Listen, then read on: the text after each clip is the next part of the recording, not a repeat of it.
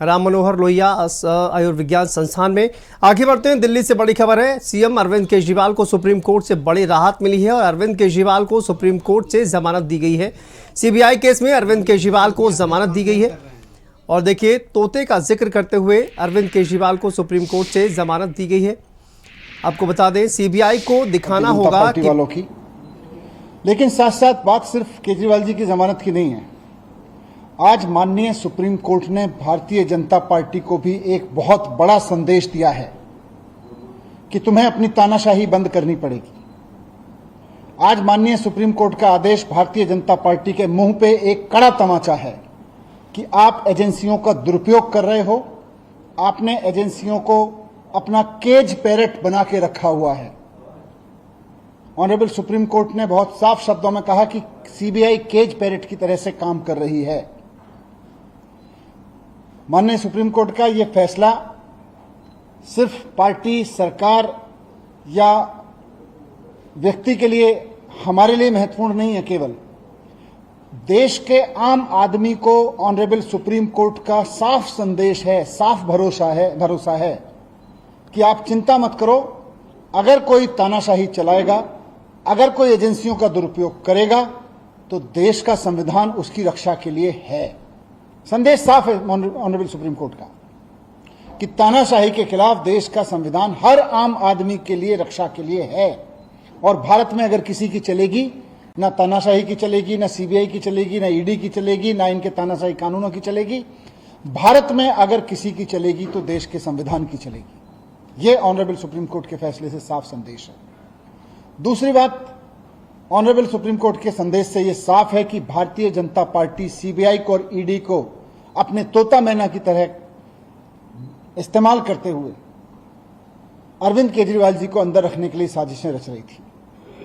खुद honourable supreme court में यह कहा गया आज कि जिस तरह से सीबीआई ने सीएम साहब को अरेस्ट किया, उससे यह साफ हो जाता है कि सीबीआई जानबूझकर केजरीवाल जी को अंदर रखने की मंशा के तहत उनको गिरफ्तार कर रही थी।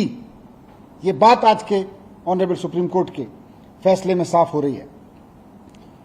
केजरीवाल जी को जेल में रखने की मंशा के तहत सीबीआई केजरीवाल जी को अरेस्ट करती है। और यह मंशा किसकी है? केजरीवाल जी ने कुछ गलत तो किया नहीं। मंशा है भारतीय जनता पार्टी की। भारतीय जनता पार्टी की यह मंशा थी कि अरविंद केजरीवाल जी अंदर रहें जेल के।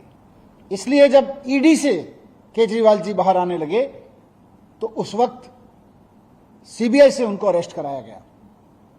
बहुत सोची समझी साजिश के तहत सीबीआई ने किसी करप्शन में अरेस्ट नहीं किया, बीजेपी की मंशा से अरेस्ट किया है केजरीवाल जी को। यह बात हम कह रहे थे, आज ऑनरेबल सुप्रीम कोर्ट ने इसको सही ठहराया है कि सीबीआई ने बीजेपी की मंशा को पूरा करने के लिए केजरीवाल जी को उस वक्त अरेस्ट किया जब वो ईडी के केस से बाहर आने वाले थे।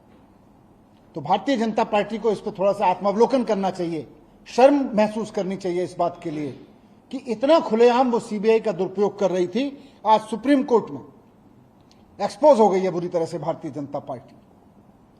थोड़ा उनको माफी मांगनी चाहिए देश से, देश के संविधान से, बाबा साहब से माफी मांगनी चाहिए भारतीय जनता पार्टी को कि किस तरह से वो एजेंसियों का दुरुपयोग करके दिल्ली के एक चुने हुए मुख्यमंत्री को अंदर डालते हैं, एक कट्टर ईमानदार आदमी को अंदर डालते हैं, और फिर जब एक एजेंसी के झूठे मुकदमों से वो छूटने वाले होते हैं तो फिर दूसरी एजेंसी को लगा के उनको अरेस्ट करवा देते हैं।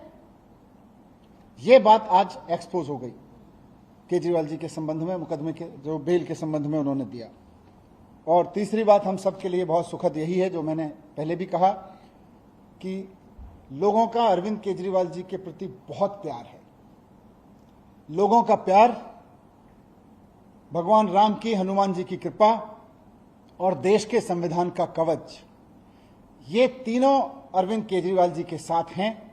और जब तक लोगों का प्यार अरविंद केजरीवाल जी के साथ है, जब तक भगवान राम की, हनुमान जी की कृपा अरविंद केजरीवाल जी के साथ है, जब तक देश के संविधान का रक्षा कवच अरविंद केजरीवाल जी के साथ में है, केजरीवाल जी जैसे कट्टर ईमानदार आदमी का कोई कुछ नहीं बिगाड़ सकता। यह बात आज साफ हो गई है।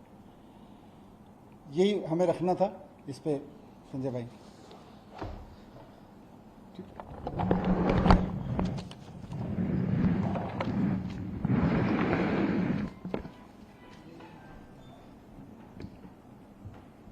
पहले दिन से ही हम लोग ये कह रहे हैं कि ये पूरा मामला झूठ की बुनियाद पे खड़ा किया गया है और इस झूठ को फैलाने में, इस झूठ को बनाने में जिम्मेदार कौन है? देश की सरकार, मोदी जी की सरकार, देश की तानाशाह हुकूमत, जिसने ईडी और सीबीआई को मिलाकर झूठ का पहाड़ खड़ा किया अरविंद केजरीवाल को बदनाम करने के लिए, आम आदमी पार्टी को बदनाम करने के लिए, हमारे नेता और हमारी पार्टी को खत्म करने के लिए। लेकिन आज मनीष सिसोदिया जी की रिहाई, उसके बाद बाकी सारे लोगों की रिहाई और अब हमारे पार्टी के मुखिया अरविंद केजरीवाल जी की रिहाई ने यह साबित कर दिया है कि भारतीय जनता पार्टी के झूठ का पहाड़ ध्वस्त हो चुका है। माननीय सर्वोच्च न्यायालय का फैसला, जिसमें साफ तौर पे कहा गया कि जब ईडी से उनको जमानत मिल गई तो 22 महीने बाद वो सीबीआई सो के जागती है, जिसने 22 महीने पहले केजरीवाल जी से पूछताछ की थी, 22 महीने बाद सो के जागती है कि केजरीवाल को अरेस्ट करना है। इसका मतलब सीबीआई की अरेस्ट, ईडी की अरेस्ट, ये अपने खुद की जांच एजेंसी की अरेस्ट नहीं थी, नरेंद्र मोदी सरकार के द्वारा कराई गई अरेस्ट थी। तो तानाशाही का अंत होता है, झुकते हैं तानाशाह, झुकाने वाला चाहिए, और वो झुकाने वाला व्यक्ति है अरविंद केजरीवाल, जिन्होंने अपने संघर्ष की बदौलत, अपनी ईमानदारी की बदौलत, अपनी निष्ठा की बदौलत दिल्ली के और देश के लोगों की सेवा करके पूरे देश में अपनी लोकप्रियता हासिल की है। उनको जेल के सीखचों के पीछे आप नहीं रख सकते, जेल के सीखचों के पीछे रख के उनके हौसलों को आप तोड़ नहीं सकते। तो ये आम आदमी पार्टी के एक एक कार्यकर्ता के लिए बहुत खुशी का क्षण है, पूरे देश के लिए और दिल्ली के लिए बहुत ही खुशी का क्षण है। अब हरियाणा और दिल्ली के रण में भारतीय जनता पार्टी को बुरी तरीके से हम लोग पराजित करेंगे और केजरीवाल जी के बाहर आने के बाद उस अभियान में भी बहुत बड़ी मजबूती मिलेगी। आज फिर से एक बार सुप्रीम कोर्ट ने यह कहा कि सीबीआई सरकार का तोता है।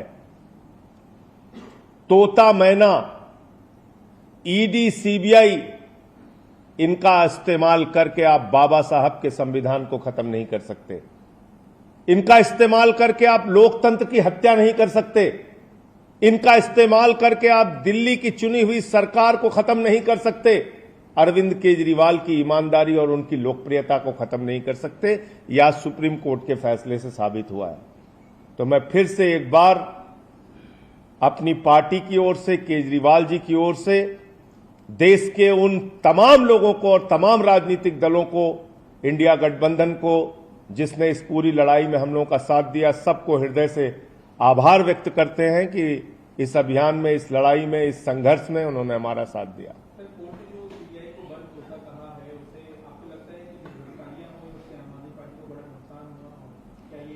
नहीं, अभी तो जो आज कहा है वो तो भारतीय जनता पार्टी को अब शर्म आनी चाहिए और भारतीय जनता पार्टी को देश से माफी मांगनी चाहिए इस चीज के लिए।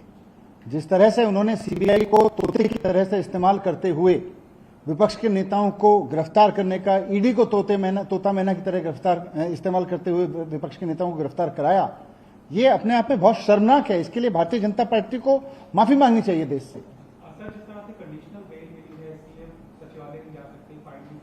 देखिए, देखिए भारतीय जनता पार्टी का ये बयान अपने आप में बताता है कि बीजेपी केजरीवाल जी के बाहर आने की खबर से ही कितना घबरा गई है। अब केजरीवाल जी बाहर आ रहे हैं, बीजेपी को दिख गया है, बीजेपी बाहर आने की खबर से घबरा गई है, इसलिए इस तरह के बयान दे रही है। बीजेपी वालों को भी पता है कि इस तरह की कंडीशंस आगे कोर्ट में चैलेंज होंगी तो रुकेंगी नहीं।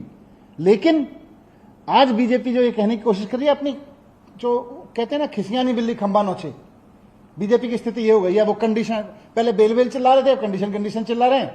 कुल मिला के केजरीवाल जी बाहर आ रहे हैं और इनको ये घबराहट हो रही है बीजेपी को कि अब केजरीवाल जी बाहर आएंगे तो अब क्या होगा। अरे जब दो जजों का फैसला आया, एक जज के फैसले में साफ तौर पे सीबीआई को बिल्कुल सरकार के तोते के रूप में इस्तेमाल करने की बात कही गई है, तो ये अपने आप में कोई कंडीशन नहीं रखती केजरीवाल जी के ऊपर। Thank you, thank you. अच्छी तैयारी है।